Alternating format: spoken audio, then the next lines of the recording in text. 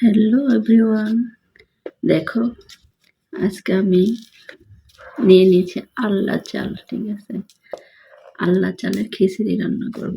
জানি না তোমরা কে কে আল্লাহ চালটা খিচুড়ি খাইছো, কিন্তু এর আগে আমি 2বার খাইছি, অনেক ভালো লাগছে। ঠিক আছে, আনছিলাম হলো পিঠা বানানোর জন্য, কিন্তু পিঠার আমার বানানো হইল না। তাই ভাবলাম কি করব রাইখা, কিছুদিন থাকলে আবার নষ্ট হয়ে যাবে। ঠিক আছে, তাই আর কি আমি আল্লাহ চাল নিয়ে নিচ্ছি। ঠিক আছে, আজকে আল্লাহ চালের খিচুড়ি হবে ডাল দিয়া। তা হলো মুসুরির ডাল, খেসারি ডাল দিয়ে না, মুসুরি ডাল দিয়ে রান্না করব।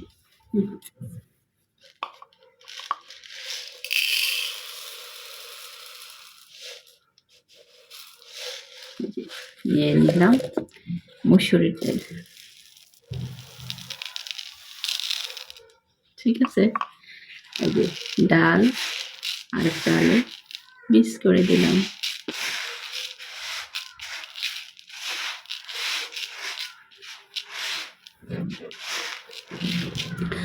আসলে কখনই আমি এই আল্লাহ চালের খিচুড়ি খাইনি, তো আমার মারও কখনো দেখিনি রান্না করতে। ঠিক আছে, কিন্তু হঠাৎ করে আমার মাথায় বুদ্ধি আসলো, যেহেতু আল্লাহ চাল আমি কি করব।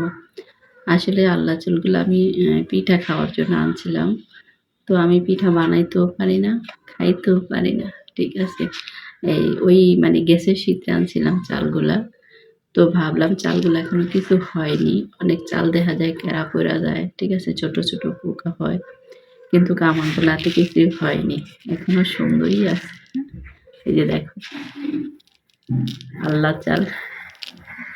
তো ভাবলাম কি করা যায়, তা মাথার ভিতরে হঠাৎ বুদ্ধি আসলো যে কি করা যায়, দেখি খিচুড়ি রান্না করে।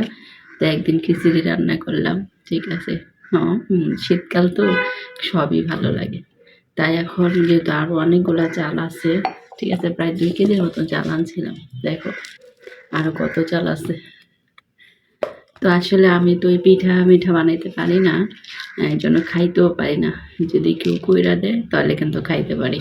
তো আমি আজকে সিদ্ধান্ত নিয়ে নিলাম যে এই শীতকাল থাকতে থাকতেই আমি এগুলো শেষ করে দেব। কারণ শীতকালে গেলে শীতকাল চলে গেলে আর খিচুড়ি ভালো লাগবে না মনে হয় আর কি। তো সেক্ষেত্রে আমি কিন্তু এই মানে এই সিদ্ধান্তটা নিয়েই নিলাম। এখন তোমাদের কাছে কেমন লাগতেছে জানি না, কে কে তোমরা আল্লাহ চালের খিচুড়ি খাইছো অবশ্যই আমাকে কমেন্টে জানাবা। আর যদি কেউ না খায়া থাকো অবশ্যই খাবা, দেখবা আসলেই অনেক ভালো লাগে।